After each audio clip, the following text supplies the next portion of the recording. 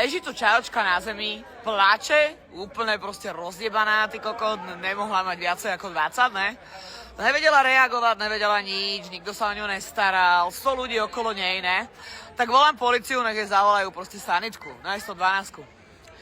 A počúvaj, prepojili ma na 112, ktorá mi povedala, keďže komunikuje, mám niekoho nájsť, kto zavolá jej rodičom.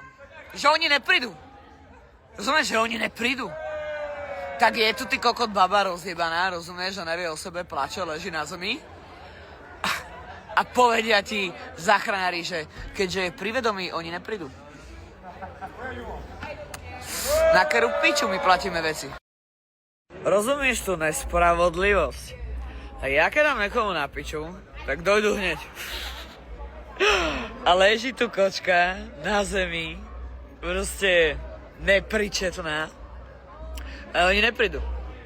Tak prečo dojdete, ty kokot, keď niekto dostane facky?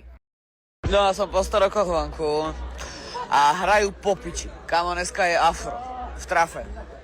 Ale tie ksichty do píči, čo sú tu, to je strašné. Kamo, strašné. Fakt, akože sa...